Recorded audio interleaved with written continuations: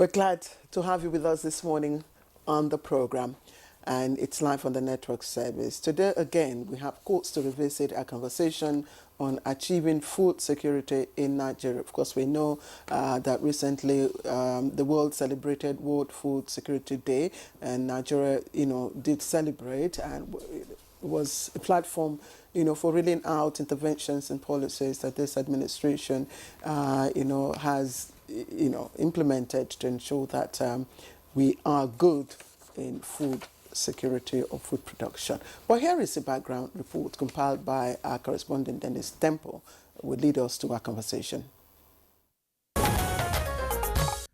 Food insecurity is a pressing challenge in Nigeria, with over 40% of the population facing food problems. The country aims to achieve food security by 2030, in line with the United Nations Sustainable Development Goal 2 that projects end to hunger.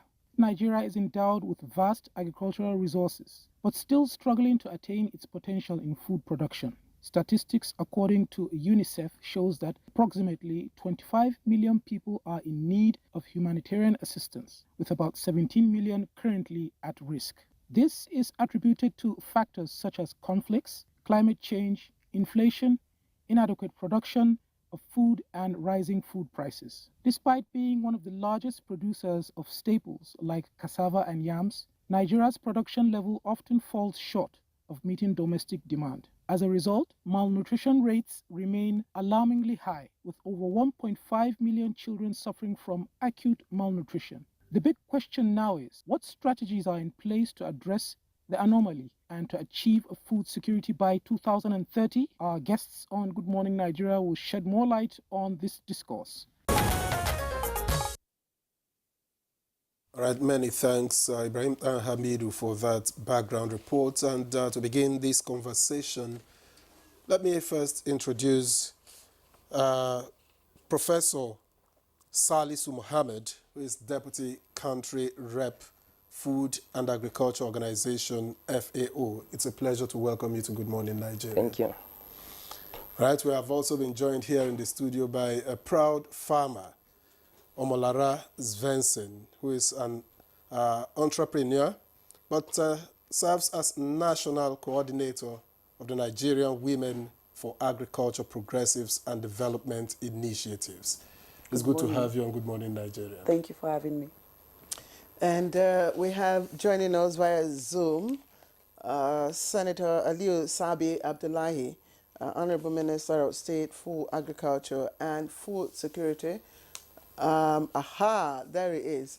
I'm just wondering why you're not in the studio with us, Honorable Minister. Good morning.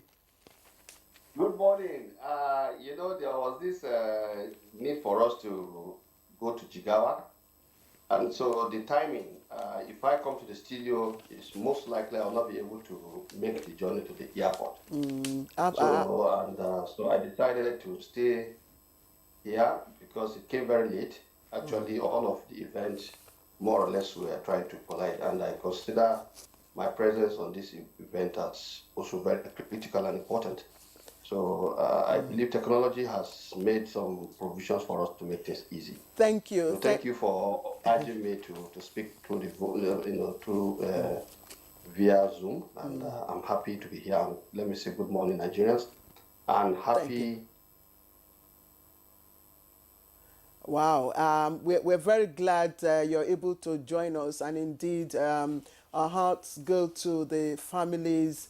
To the Jigawa state government, and of course the families of all those who, lost, loved ones in that fatal tanker incident. We indeed commiserate with them. But Honorable Minister, I'd like to start with you as always. We'd just like you to give us an overview of what what is going on in terms of securing, achieving food security. We know that during World Food Day, you and the minister reeled out a whole lot of policies and interventions and initiatives, which to me, were really, really significant as far as achieving food security is concerned. But three things. It's either, the proportion of people receiving these interventions, you know, is quite insignificant, or that they're not really identifying with those who actually need them, or probably they're just, you know, I don't know, the implementation is slow. So what can you tell us about all of this? Well, first, let me say, for us in the Federal Ministry of Agriculture and Food Security, like you rightly said, we are working very hard around the clock to implement the various interventions towards achieving, a sustainable food system, but most importantly, also attaining a food secure country.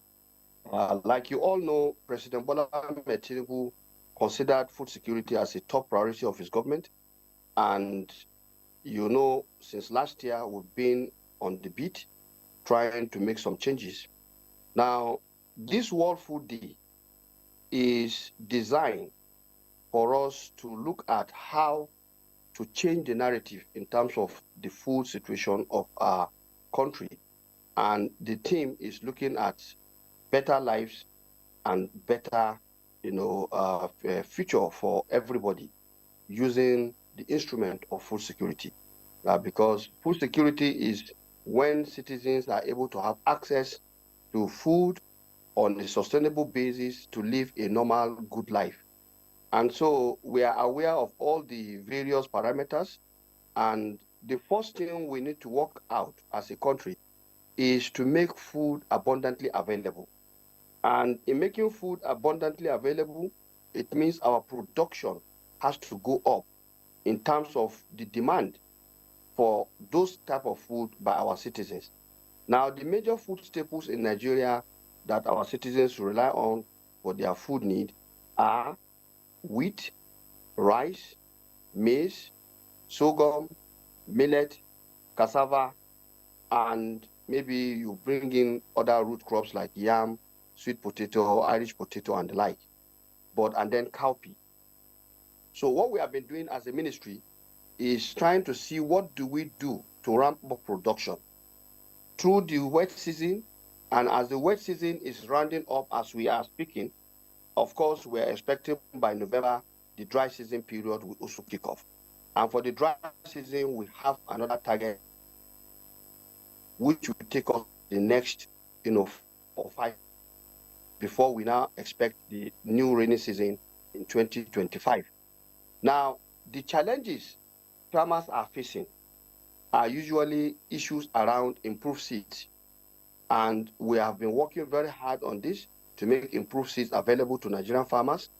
And just recently, a week ago, the National Agricultural Extension Liaison Services has national mandate to conduct annual performance, survey for us, both for the wet season and for the dry season. And they've done that of this wet season. They've given us the report, and the report indicates that we are having some marginal increase in the production of these crops in various percentages. And most importantly, there is increased use of improved seeds. Now, we are not also unmindful of the fact that there are challenges like the climate change challenges. That also was, reviewed, and we realized, yes, there are floods that affected at least so many states, but it was not as devastating as the 2022 flooding. And so that is a bit of a reprieve. But remember, these are all phenomena that has to do with climate change, which means we may not have what it takes to stop it. But what we can do is to prepare some resilience planning, and then plans that will make us to be resilient. And that is what we are doing by emphasizing more of dry season farming. Now, as part of the strategy, again, the Federal Ministry of Water Resources that operate dams and have that is river basin development authorities, we've established a joint working committee that will enable us to utilize those irrigable lands that are under their custody for maximum production in the coming dry season. That also is in the offing.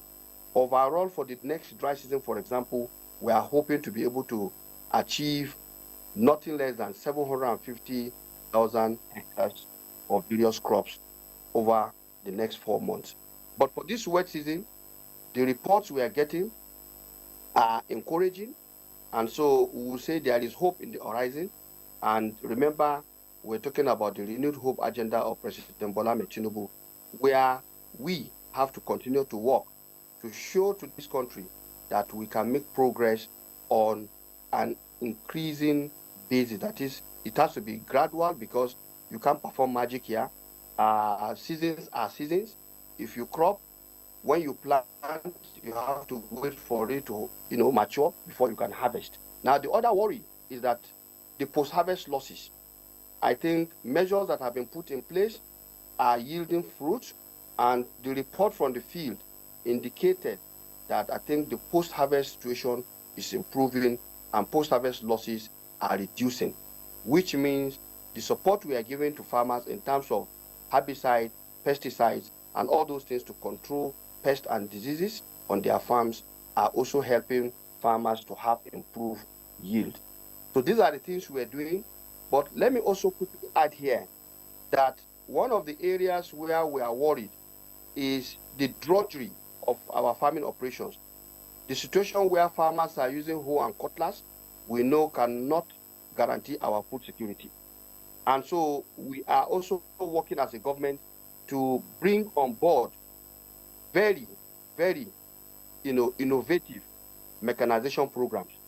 And the combined effect of the mechanization program is we are targeting almost 30,000 tractors, implements, equipment, and so many other, aids, planters, ridgers, harvesters, combined harvesters, so that our Nigerian farming ecosystem will begin to see improvement in terms of its productivity. I'll give you an Honorable Minister, thank you.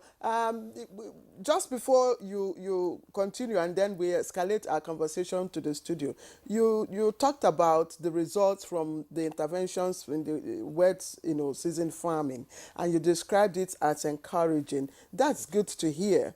But the inflation reading, the latest inflation reading with regards to food input, it's really not encouraging, and it also not encouraging what is relatable at the moment in the market with regards to prices of food. So can you put that into perspective so that we know, and we are hopeful as well, and we join you also in in celebrating? Well, let me add here. You see, we are dealing with a multi-dimensional and more or less a complex system. And you realize that when it comes to food security, we have the mandate to deal with the issues around availability of this food, which is what I've been talking about. And then in terms of the nutritional content, that also falls within our purview of making sure we have different varieties of, produce out there that, our citizens, when they combine, will be able to have nutritious food. Which means, for example, what are our policies on livestock? We are having a new dairy policy, and we are working to have many aggregation centers for milk collection so that we'll be able to have more milk available for different dairy products that our citizens depend on. The same thing, we are working to see how we can improve on the feed so that we're having the junta technology, for example, which is another grass that when farmers plant, they will be able to have more pasture so that livestock owners can begin to have a location where they can depend on their feed. Now, what am I saying? The combined effect of all that we are doing is to guarantee availability of food. But don't forget, we are not operating in an isolated environment. We are operating in a global economy. And the global economy is also impacting on nations. And Nigeria is not an exception in terms of the total availability of food stock globally, total availability of inputs such as minerals or fertilizers, as we call them, agrochemicals and the like. And so the effect of all of this is what perhaps will still make whatever effort we are making to appear as a bit insufficient. But our take here is simple. We will not stop despite all of these challenges, we need to continue to produce, we need to continue to improve on the production and support our farmers, both smallholder, medium and large-scale producers, so that we'll continue to have food in country. And remember also that the dynamics also in Nigeria is such that as we are producing, our neighbors are also depending on us. So all of these challenges are taken all together, and I want to say that efforts by government are to ensure that we continue to produce, because when you have more products, then you can even guarantee prices coming down. Remember, when the harvest started, prices of some commodities started coming down. That is the kind of things we're talking about. But for how long is these prices going to stay is another thing altogether. And we are aware of this, and that explains why I said our strategy is to continue to have production back to back. We are working to make sure that all the areas where we can produce during this dry season, we take very huge advantage of it. And efforts right now, the plans are underway, and we are hoping by November, this will kickstart. So the combined effect of all of this is what might begin to bring down the prices. And don't forget, when you do survey, some surveys are done maybe some few months back. It will take you some time to even analyze these surveys. And within the period in which the report is done, there are changes in the dynamics, which may not even be captured, because the survey report has a time frame. And so let's not forget about this other perspective. So the point I would like to make here is that we are confident in the Federal Ministry of Agriculture and Food Security that the strategies we are adopting in terms of making more agri inputs available to farmers such that it gets to them, these are the strategies that will enable us to produce. And we believe we have the land, we have the arable land that we can produce. All that is there is for us to support farmers, let them get this input at the right time so that they can do what they know how to do best. And some of the things I'm talking about, we'll begin to see the impact more, maybe by this dry season, and most importantly, by the next oncoming rainy season, when we hope, for example, most of the mechanization tools will have been in country. We're already getting delivery. Some items have arrived in Lagos, but of course, you don't take them piecemeal. You have to allow everything to come in. We're aware there are shipments on the sea already towards all of this mechanization program. So for me, I think the strategy we are adopting is... Honorable Minister, thank you very much for all you've reeled out, but so that we don't lose the moment, what are the items on this list? The list for the mechanization, or... Expecting. I'm expecting. Expecting that you talked about, what's on the list? The list of mechanization. No. The list of items you're expecting that you said you're expecting in Lagos at the moment. We're talking about tractors. We're talking about all the the reagers, the harrow, the disc, and all the other the cart that comes with tractors. And then we're talking about planters. We're talking about hand tillers, and all the other types of mechanization tools like harvesters that are part of the mechanization package that we are working on right now. So the John Deere component is there. The what do they call it? Belarus component is there, and then we have the Greener Hope mechanization program. All of these have different components or different quantity of mechanization tools that falls within this, including spare parts. Because what we are doing here this time around is not just to bring mechanization tools. How do you train people who can be able to use it? Because these are all modern mechanization tools. That is a part of the package, to train young Nigerians who will be able to operate these mechanization tools maximally and to help farmers to achieve their productivity. Thank you very much, Honorable Minister. Maintenance, spare parts will be available for maintenance. Thank you very much, Honorable Minister. we will need to give you a breather just so that we can engage the guests in the studio.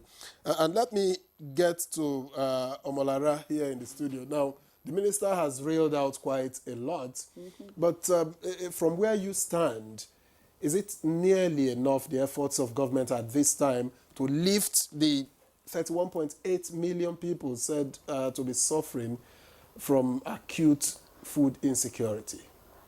Thank you, and thank you to the Honourable Minister for all that is. It's quite a lot to take in. I'm going to start with a credit to this administration, which is the acknowledgement of the fact that we have food insecurity. Because farmers has been shouting about food insecurity in Nigeria for about 10 years back, you know. So the fact that they acknowledge it and the administration is being intentional about bringing about food sustainability, that I give to the administration. And of course, we all see all the initiatives that has been coming up. I mean, everyone now wants to go into farming, which is a good thing. But with the efforts that is being made, you know, it's a lot of factors, like he rightfully said, because the gap between the government and the real farmers has been there for over a decade. So before whatever efforts that is being made now would actually give us the right impact, is not going to happen in 12 months. It's not going to happen in 18 months. But yes, I can't sit here and say this administration has not been making efforts to see that we have food sustainability. But now back to reality with what we have on ground. No, it is not enough, not just yet. It is still a lot of work that needs to be done. And I wouldn't want to speak about what the government is doing or the government is not, what the government is doing. I like to speak about what the government is yet to pay attention to. No, but let us also look at what the government has done, and then we'll take a measurement. Because when you implement a thing, you also need to take stock. That's right. why we're here. Yes. I agree on that. What the government is doing, trying to help the farmers, get input to the farmers, is one thing, is one aspect. Have you received any help yourself? Because you are a farmer. You started by... The farmers, my farmers had been reached out to from their commissioners for agriculture, the way the system works. From the commissioners for agriculture in a couple of states, you know, they've reached out to the farmers to give them fertilizers, you know, a couple of it. Not yet enough. Okay, agricultural production input supplies, including power tillers, knapsack sprayers, herbicides, organic fertilizers, and over 5,000 metric tons of maize seeds. This is just... My darling, 5,000 metric tons of maize seed for Nigeria is a joke.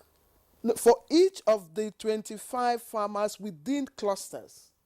Is that not enough to at least... Well, if this has been given to each of the 25 farmers within clusters. Farmers within clusters, then we should, you and I should see that in the markets. I mean, it's not for me to sit there and answer. But as I was saying before, whatever the government is doing now, or what the government is doing now is just a beginning in terms of giving out farm inputs to farmers. Nigeria is a big country. And if you look at it, the numbers of grassroots farmers that have been neglected over the years is a lot. I don't even think that the ministry themselves has the right data to that, which is why I said I wouldn't want to go into that, deeply into that, because I don't work for the government, so I may not have the right data. I represent the women in agriculture. But that's why we're asking from where you stand. I just said it. It's not enough. Whatever the government has given to the farmers is not enough. And where I'm going, in order for whatever the government is giving to the farmers, because everyone keep putting attention on what did you give to farmers, what did you give to farmers, there are bigger issues that we need to address here. In order for what the government, let's even assume that the government... Sorry, we need to, as a farmer, have you received, and I'm just asking you now, have you received any of these, interventions? No. To the tune that the government says?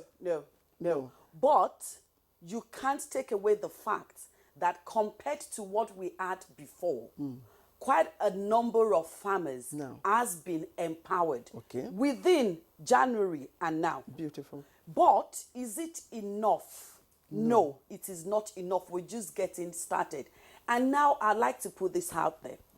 It is not enough for government to give farm inputs to farmers, because the industry, the sector itself has been neglected, or the right thing hasn't been done for a very long time. There is a lot of orientation that needs to be, the mentality and the approach of these farmers we're talking about that the ministry is actually not working on.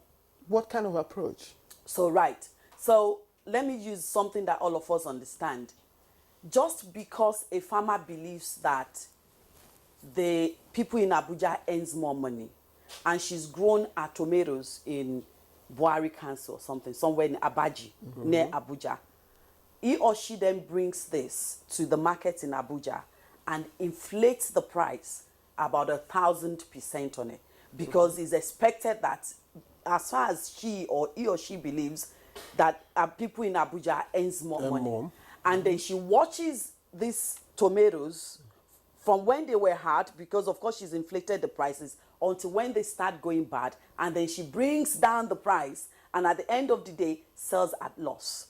That is an example of how, because we do a lot of orientation work as an association. So the fact that in order for us to maximize all of this support, all the help that the government has started giving out, which is actually just the beginning, there is a lot of our farmers, especially the grassroots farmers, they need a lot of training when it comes to their ideology, their orientation, and they need to understand that farming and agric now has gone beyond just, I want to farm to eat some, sell some so I could pay my bills. There is what we call agribusiness.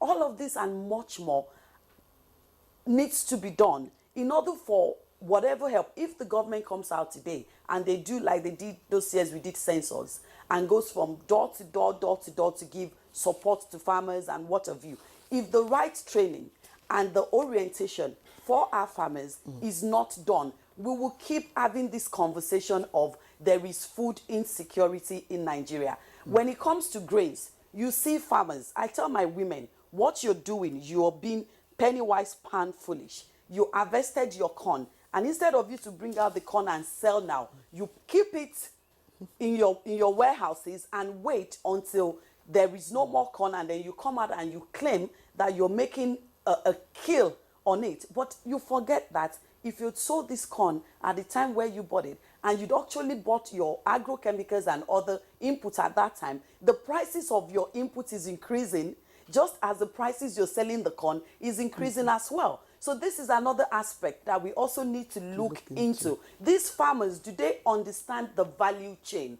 how it works, how it is important that when I harvest, I have to sell at a certain rate, why it is important that I should not inflate prices of my farm produce. I'll tell you another thing. This is really saddening. When input comes from the farmers, right? Say a farmer gets inputs for a plot of land. They will now say, oh, because they know that maybe extension workers will come later to check. So they'll divide the plot into two, and they'll be planting one, and they will not, half of it they won't pay attention. Just something to show to the extension workers when they come. They take half of it and put on another half plot of land, and they pay attention to it. They believe that they are being smart. Who does that favor? You're losing out. The government that is giving you input is losing out. And generally, we as a people, it affects the cost of that food in the market. Because if he or she had paid the same attention to the one she believes is for government, the way she's paid attention to the half plot, so we have more yield. And I can go on and on. In other like words, there's need for greater awareness from the education, from government and all those. And supervision. And indeed. supervision, yes. And supervision. Let's bring in Professor Salisu Mohammed, who is the Deputy Country Rep, Food and Agriculture Organization, FAO.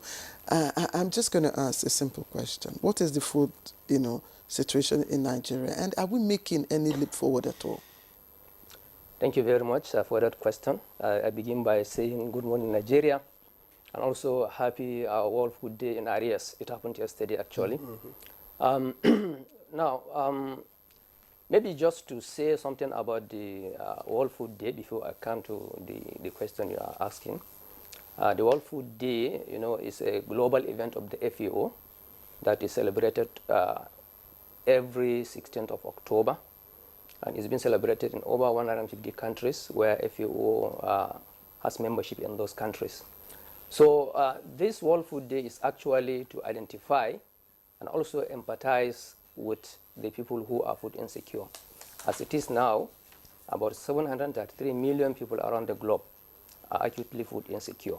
So World Food Day is about identifying with these families, empathizing with them, and also reiterating the actions that needs to be taken in order to see that this trend is actually stopped or maybe backslided.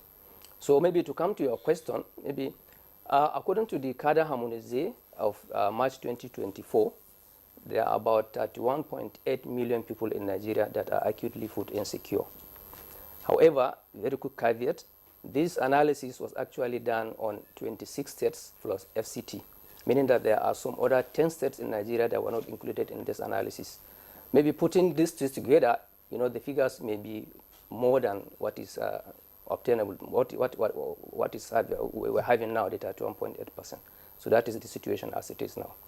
When you give us these statistics, can you make it more relatable so that we will understand, the severity of what we're facing?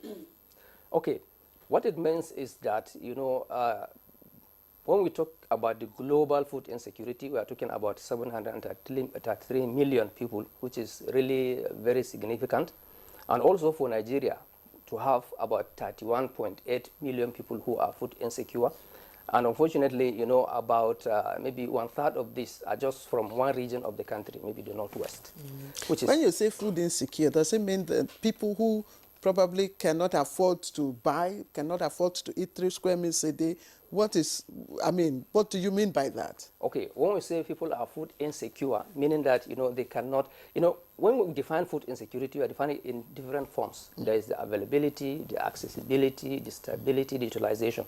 So when we say people are insecure, we are actually looking at all these elements of food insecurity. When we're talking about availability, that they do not have available food. Availability comes from the farm, when you produce the food yourself, or when you are being given handouts for food, or when you are having something in the warehouse for your family use.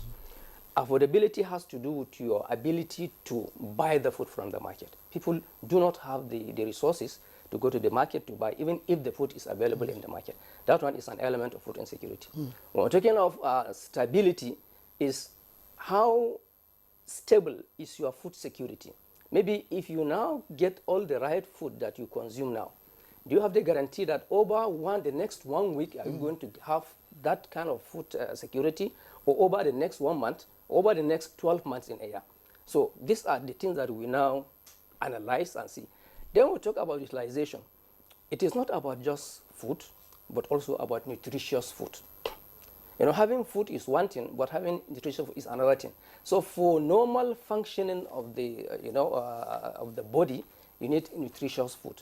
If the diversity of the food is such that it does not make up to the level at which we can now say you are fully diversified, it can be counted as food insecurity. So all these elements are now being put together to find out, okay, who are those that fall short of the threshold of this element of food insecurity, and they are now termed as food insecure. So which class of people mainly fall within this figure? It is mainly the poor smallholder farmers who do not actually have the requisite inputs as a result of so many things. There are so many drivers to this food insecurity. Give us a few. Okay. First, conflicts. Conflicts are one of the key drivers of insecurity worldwide, and particularly in Nigeria. If you now take a look at some regions of Nigeria, when you go to the northeast, we have been battling this Boko Haram insecurity. As a result of that, people have left their farms, they have been displaced, and one good resource that a farmer has is his farmland. Once you displace him, you are now unarm him on everything. Where he is now taking refuge, he may not have that farm that he can farm. And more so, even if he has, he'll be now competing with the people who are host to those places. By that, the volume of the farms that can be put onto, under cultivation has reduced. Those ones have abandoned, and these ones have been fragmented, because if you are to share maybe with your IDP partners in a host community, you can now see that you can only be farming on some fragmented plots. That is one. Then we have these climate events. Climate change is taking its own toll also on agriculture production. A typical example now, though we have very good rainfall at the start, but now you can now imagine the losses that we have sustained over the floods that we have been having all around Nigeria.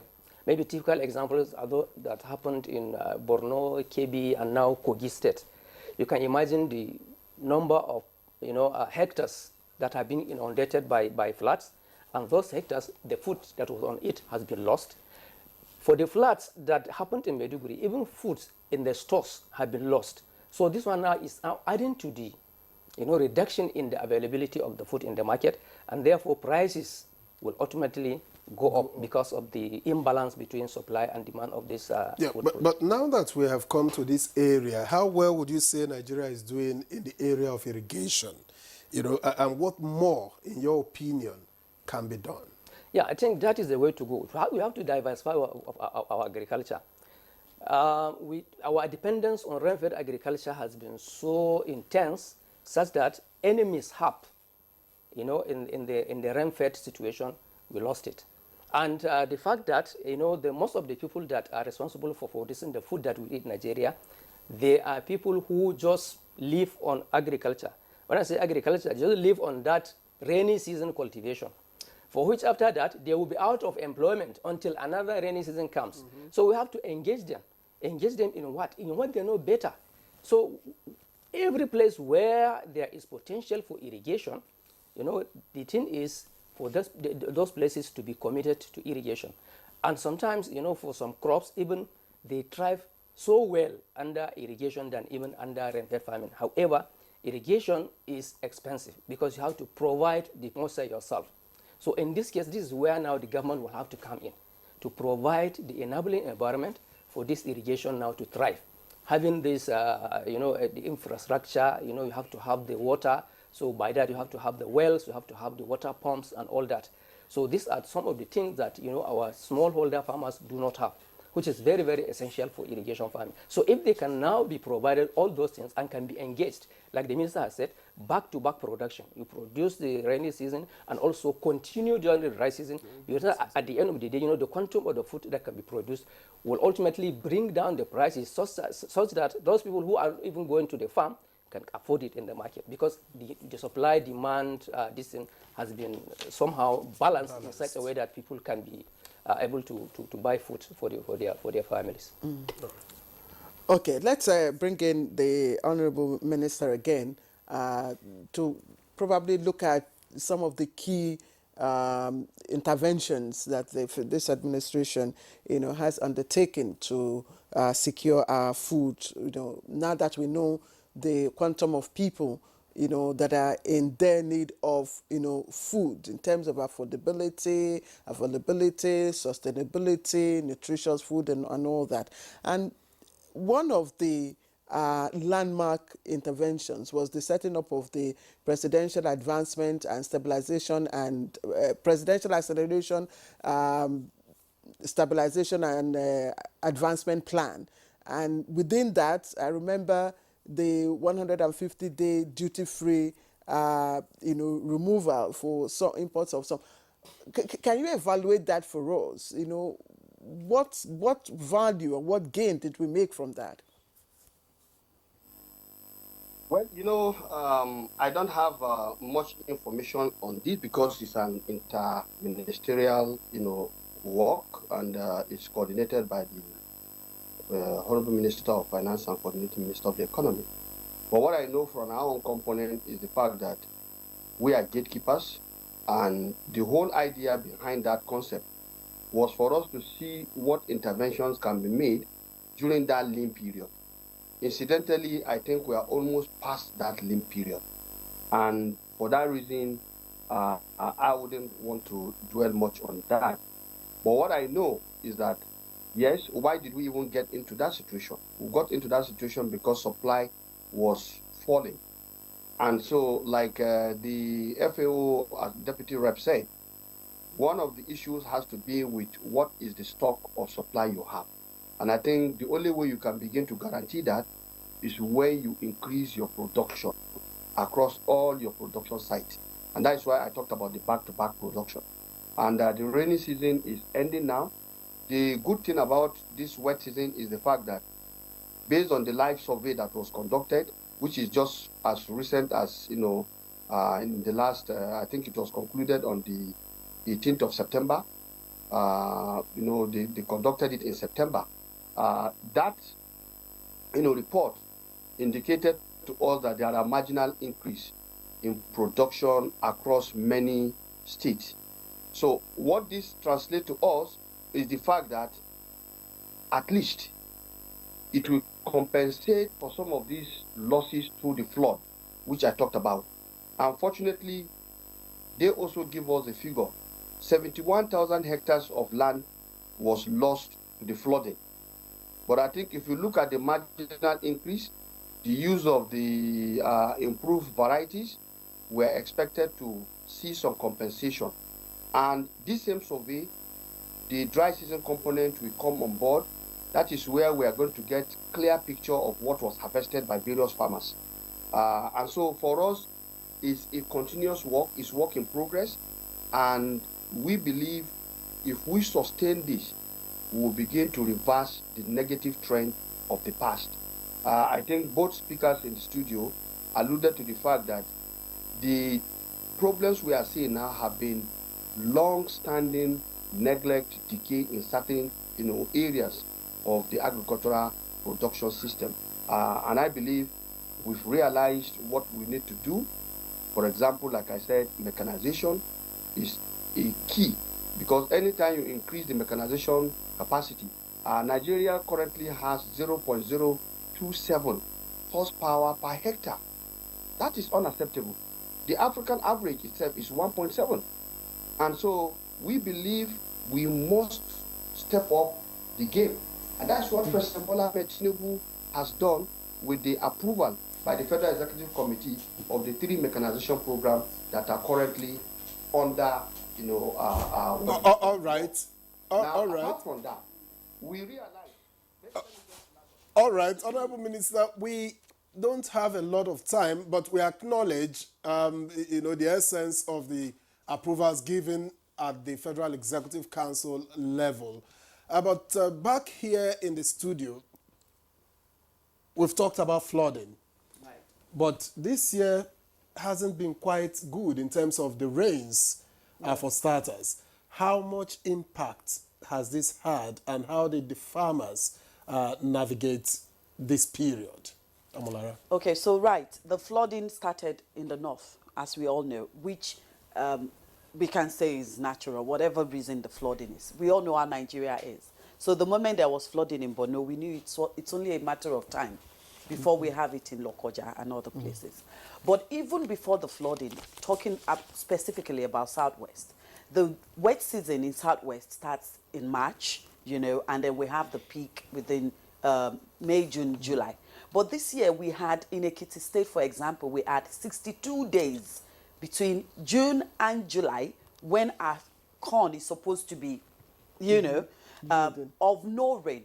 And in Oyo State, in the Okeogun area in Oyo State, we had over 37 days of no rain. I know firsthand, because these are locations where I have my personal farms, and of course my farmers are there as well. And we had so many farmers from the Southwest today that are in debts and in a lot of losses. And again, it brings me back to, because I don't want to talk about what government is doing or not doing. That's its excellency is already doing that. Are they not aware of dry season farming approach, method? No, this is rainy season farming I'm talking about now. Okay. Right? So we are, just like you said, climate change.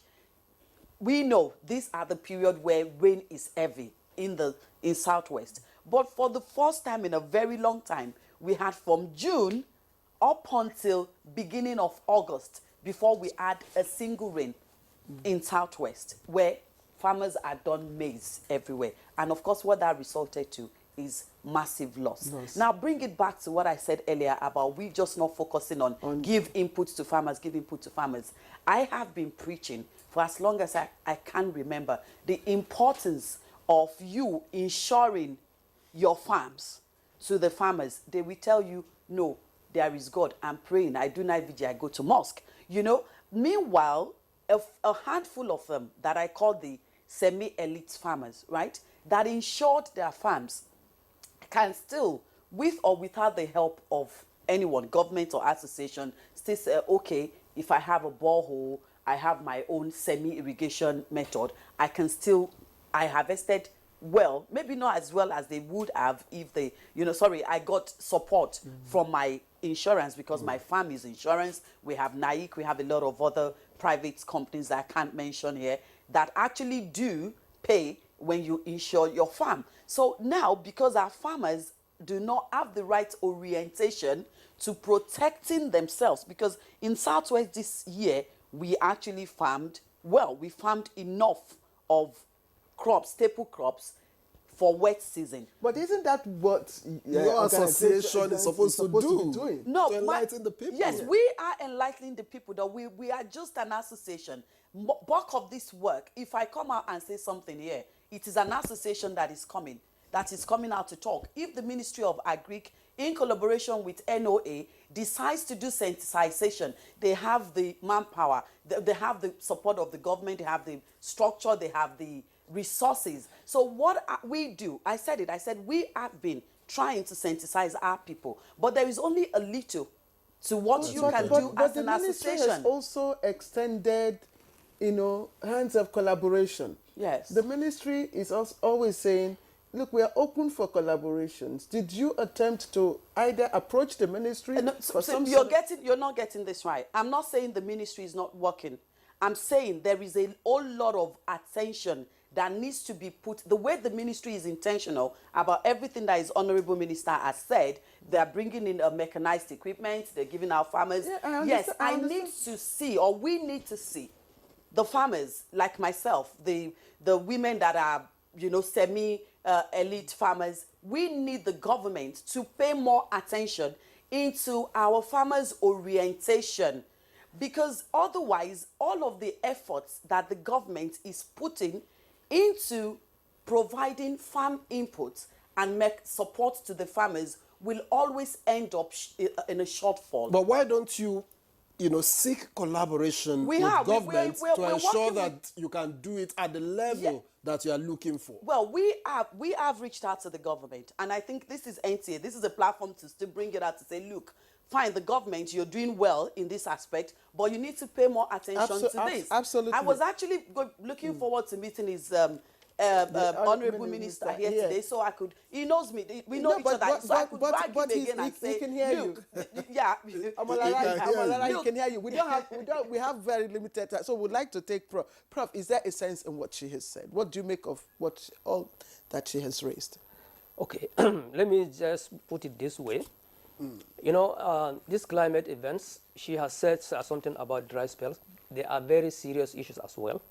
Although the flooding, it has been the one that has been receiving greater attention. But we really do acknowledge that dry spells are also part of the climate events that are happening and affecting agriculture negatively. Even up north that we experience flood, there are places in the southern part of Adamawa, northern parts of Taraba states. They suffered this dry spell for 40 to 45 days, which rendered, the crops that have been already established to be to peril. So that one is another reason. So part of what I'm just trying to say is that maybe to see how, disaster risk is minimized in agriculture. That is how, to come about maybe having some programs, some projects that can bring, including sensitization. Sensitize people on when is it feasible for them to plant so that they can avert, having this kind of issues. And also bringing in some climate smart technology into it. Maybe seeds that can resist these situations, maybe even sensitization as to when do you plant, when do you not have to plant. And also maybe about, in some cases, maybe overturning some of the misfortunes to become fortunes. For example, now the flood water can be harvested such that it can now be used for dry season farming and all that. Okay. So this, yeah. All right, let's, I'm sorry we had to abruptly put you on hold. Let's get to the Honorable Minister. We have just a short time. We are rounding off this conversation. So, Honorable Minister, how do you respond to the concerns, particularly that Omolara has raised here in the studio? Thank you very much. 2 or 3 issues are involved here, but let me deal with the critical one, which I think the 2 guests talked about, having to do with the climate, situation. Definitely, I told you we had a, dry, wet season survey, and we saw clearly there are widespread dry spell in 33 states. But let me say one thing. What we also discovered was that the loss was not as massive as the dry spell, because most of our farmers use improved seeds, and these improved seeds were bred for, this what we call drought tolerant. That capacity to stay up to certain levels of spell. And so where the dry spell was not severe, they were able to recover. Yes, the recovery may not still give them what they would have gotten if that dry spell did not happen. But that is part of the mitigation strategy. And I want to say very clearly that as part of response to these climate, challenges, our research institutes definitely are also looking at what we call short duration and improved varieties that will also withstand these, dry spells. So that is part of what is done. When you cannot, stop this, then you have to act, and that is what the government is also focusing on. Trials are ongoing, and research work are not done just and then you stop. We are continuously working on that, and we are learning. That is why the survey is important. We've seen that report. Now, the other aspect is that for the flood outcomes, yes, so far, 17,000 hectares of farmlands were discovered to have been lost across most of the states that we have, and it cut across 31 states, 180 local government areas. So the whole exercise is for us to now see what do we do before the next, season to mitigate what we have seen in the field. I think that is the essence of having this kind of performance, because in everything you do, you must learn. And we are learning from all the things we are seeing in the field. Now, the other aspect is capacity building of farmers. Definitely, that is part of what the ministry is now currently working on. Different programs are there where we are also looking at how to build the capacity of farmers. And I think the guest, Ms. Omolara, her organization is a new one based on the response and engagements we've had over the past couple of months.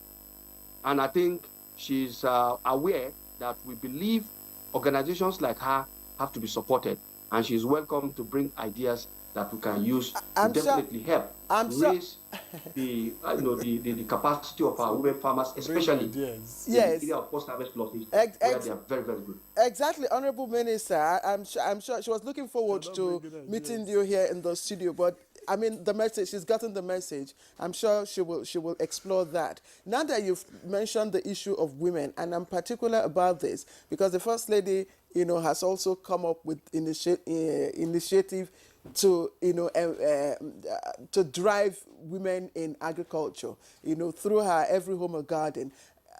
What are you doing? Are you also giving special attention, to women? Because if you want to really attain food security, you must, or you could drive it, or better drive it, using women. Let me tell you, like she said, we are very intentional about this.